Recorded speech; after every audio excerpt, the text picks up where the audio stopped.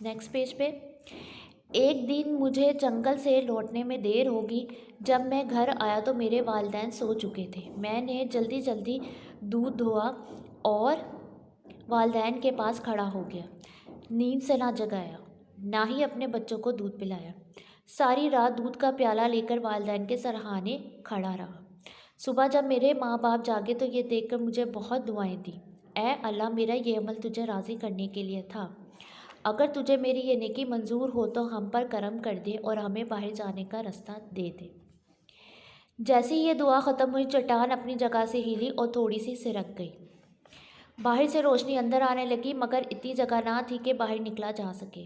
اب دوسرے ساتھی نے کہا، اے اللہ، میں نے ایک شخص سے کچھ مزدوری کروائی۔ جب اس کا کام ختم ہوا تو میں نے مزدوری میں چاول دیے۔ وہ چاول دیکھ کر ناراض ہوا اور انہیں لیے بغیر چلا گیا۔ میں نے ان چاولوں کو زمین میں بو دیا، اس میں بہت برکت ہوئی۔ پھر میں نے ان چاولوں کی آمدنی سے بھیڑ بکریاں خرید لی اور دیکھتے ہی دیکھتے میرے پاس بہت بڑا ریوڑ تیار ہو گیا۔ ایک دن اچانک وہ مزدور اپنی مزدوری لینے چلا آیا۔ میں نے سارے جانور اس کو دے دیے اور کہا، یہ سب تمہاری مزدوری کے چاولوں کی برکت ہے۔ وہ بہت خوش ہوا اور مجھے دعائیں دیتا ہوا چلا گیا۔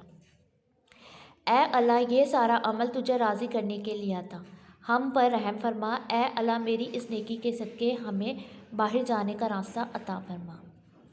دعا ختم ہوئی تو چٹان اپنی جگہ سے مزید ہٹ گئی، مگر اب بھی اتنی جگہ نہ بن پائی تھی کہ وہ تینوں باہر نکل پاتے۔ پھر تیسرے آدمی نے ایک کنیز پر اپنے رحم کا واقعہ سنا کر اللہ تعالیٰ سے فریاد کی تو چٹان غار سے ہٹ گئی اور وہ تینوں اللہ تعالیٰ کا شکر ادا کرتے ہوئے غار سے باہر آئے اور خوشی خوشی اپنے گھروں کو لوٹ گئے۔ بے شک نیکی کبھی رائے گاہ نہیں جاتی۔ ٹھیک ہے، اس کہانی کا مقصد یہی تھا کہ نیکی کبھی بھی رائے گاہ نہیں جاتی۔ اللہ تعالیٰ اس کا اجر جو ہے وہ انسان کو دیتے لازمی ہے۔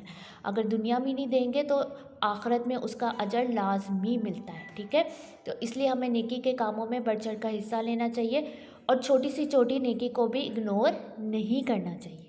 ٹھیک ہے، اور اس کہانی سے ہمیں ایک اور سبق بھی ملتا ہے کہ یہ جو دوسرے واقعہ تھا نا، اس میں انہوں نے کیا کیا تھا، اپنے جانور دیے تھے۔ تو اس سے ہمیں یہ بھی حاصل ہوتا ہے کہ ہمیں اللہ کی راہ میں جو ہے اپنی بہترین چیز کو دینا چاہیے، نہ کہ جو وہ والی چیز جو ہمیں بالکل بھی پسند نہیں ہے۔ ٹھیک ہے، تو ہمیں اللہ کی راہ میں بہترین چیز جو ہمارے لیے بہترین ہے وہی ہمیں دوسروں کے لیے بھی ویسا ہی کرنا چاہیے اور ان کو وہ چیز ویسے ہی دینی چاہیے۔ ٹھیک ہے، تھینک یو۔ آج ہم نے صرف اس کی اتنی ریڈنگ کرنی تھی۔